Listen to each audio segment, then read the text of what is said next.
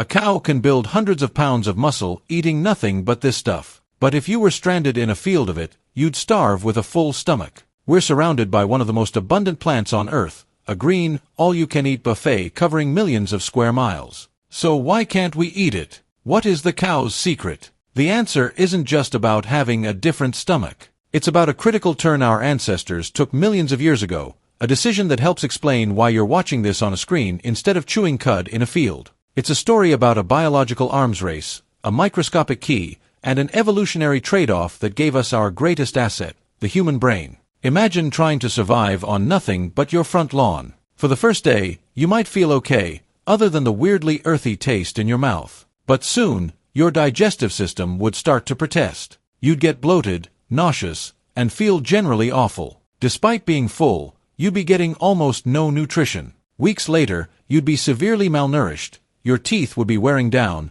and you'd be wasting away. Yet, right over the fence, a cow happily munches the same diet and thrives. The calories are in there, so what's going on? It's not because grass is poisonous, it's technically edible. And it's not because grass has no nutrients. It contains chemical energy. The problem is that energy is locked away in a biological supersafe, and humans simply don't have the key. To understand this, we need to talk about sugar. The foods that power our bodies, like bread, potatoes, and pasta, are full of a complex carbohydrate called starch. Starch is just a long chain of glucose, sugar, molecules linked together. Our digestive system is built for starch. We produce an enzyme called amylase that acts like a pair of molecular scissors, easily snipping the bonds holding the glucose units together. Once freed, that glucose is absorbed and used for energy. Grass is also made of long chains of glucose. This material is called cellulose. Cellulose is the most abundant organic polymer in the biosphere, and it's what gives plants their structural integrity. It's the rigid scaffolding of the plant world. So, if both starch and cellulose are made of glucose, why can we digest one and not the other? The answer comes down to a tiny, almost unnoticeable difference in their chemical structure. Think of it like a lock and key. In starch, the glucose molecules are linked by what's called an alpha bond. Our enzyme, amylase, is the perfect key for this alpha lock. It fits perfectly and breaks the bond with ease. But in cellulose, the glucose molecules are linked by a beta bond. To our digestive enzymes, this beta bond is a completely different lock. Our amylase key doesn't fit. It just bounces right off. To break this bond, you need a different, highly specialized enzyme called cellulase. And humans, along with most other vertebrates, do not produce it. Without cellulase, the glucose in grass remains forever trapped. It passes through our digestive system as indigestible fiber, providing bulk,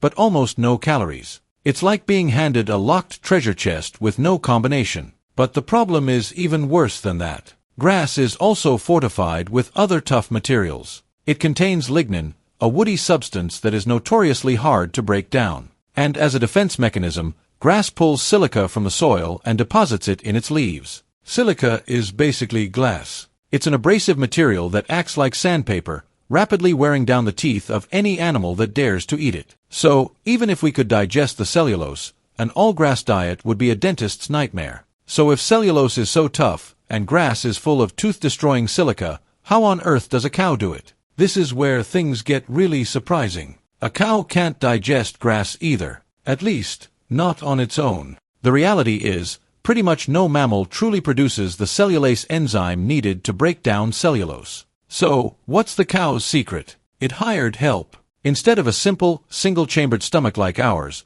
a cow has a complex, four-chambered marvel of engineering. The first and largest chamber is the rumen. You can think of the rumen not as a stomach, but as a massive, 50-gallon fermentation vat. This chamber is an oxygen-free, perfectly temperature-controlled bioreactor, and it's home to an entire civilization of trillions of microbes, bacteria, fungi, and protozoa. It's these microscopic allies that are the true grass eaters. They are the ones that produce cellulase. When a cow chomps down on grass, it swallows with minimal chewing and sends it to the rumen. There, the microbial army gets to work, swarming the plant matter, breaking down the tough cellulose and fermenting it. This fermentation process converts cellulose into smaller, energy-rich molecules called volatile fatty acids. The cow absorbs these fatty acids directly through the rumen wall, and this is where it gets the majority of its energy. But the process isn't over. This system is so sophisticated that anything not broken down enough gets sent to the second chamber, the reticulum.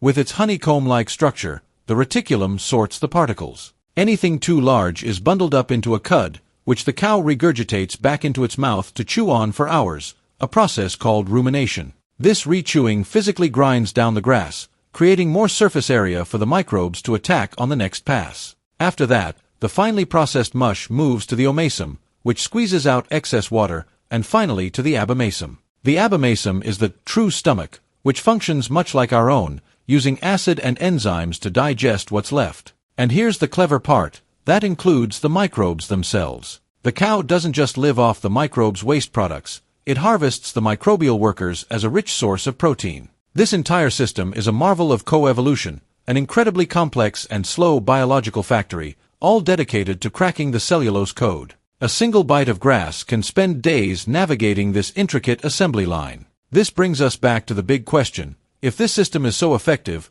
why didn't we humans evolve one? Why did our path diverge so drastically? The answer lies in one of the most important trade-offs in our history. Our digestive system is the polar opposite of a cow's. We have a simple stomach and a relatively short intestinal tract. Food zips through our system quickly. This design is terrible for slowly fermenting tough plants, but it's excellent for rapidly absorbing energy from high-quality, nutrient-dense foods. Millions of years ago, our ancestors made an evolutionary pivot. Instead of pouring energy into building and maintaining a giant, slow-moving digestive factory, we began to invest that energy elsewhere. This is the core of a leading theory known as the expensive tissue hypothesis. This hypothesis suggests that it's nearly impossible to have both a large, complex gut and a large, complex brain because both are incredibly energy-hungry organs. The adult human brain, for instance, is only about 2% of our body weight but devours a staggering 20% of our daily energy. To power this growing brain, our ancestors needed a richer diet. They shifted away from low-quality leaves and stems toward more energy-dense foods like fruits, tubers, and eventually, meat. This favored a smaller, more efficient gut, which in turn freed up calories that could be diverted to fuel the expansion of the brain. But the real game-changer was mastering fire. Cooking was, in effect, a form of external digestion. Heating food softens tough fibers, gelatinizes starches, and unfolds proteins, making them all vastly easier for our enzymes to break down and absorb. Cooking unlocks more calories from the same amount of food and dramatically reduces the energy our bodies spend digesting it. This innovation was revolutionary. With cooked food, our ancestors got more energy in less time and with less effort. This cascade of changes, a higher quality diet and the invention of cooking, likely allowed our guts to shrink and our brains to grow. The fossil record for species like Homo erectus, emerging around 1.8 million years ago, shows smaller jaws, smaller teeth, and a body plan suggesting a smaller gut, all coinciding with a significant leap in brain size. We traded a big gut for a big brain. We outsourced the hard work of digestion to fire, and in return, we got the cognitive horsepower to create tools, build societies, and change the world. So, the next time you look at a cow chewing in a field, you're not just seeing an animal eating lunch. You're seeing a completely different, and very successful, solution to the problem of survival. It's a solution that works, but it came at the cost of a big brain. Our path led us here. If you find these kinds of evolutionary stories fascinating, stick around for more journeys into what makes us human. And this brings us to the final, elegant twist in our story. After all this, it turns out that humans did find a way to eat grass. We just got smart about it. About 10,000 years ago, our ancestors made another world-changing discovery, agriculture. And what were the very first plants we learned to cultivate on a massive scale? Grasses. Specifically,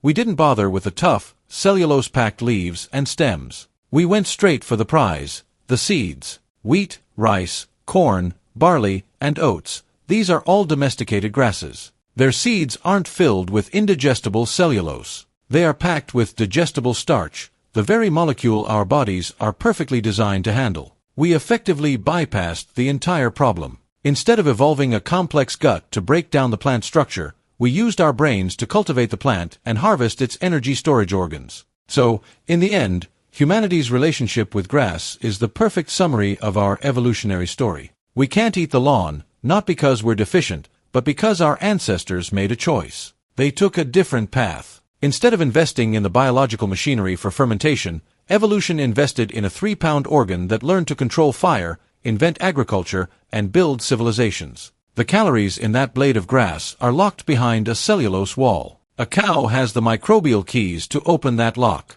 We don't. We gave up those keys in exchange for a bigger brain, and then we used that brain to find a brilliant shortcut. We just eat the seeds. That decision is why one species spends its day chewing in a field, and the other builds rockets to explore the stars.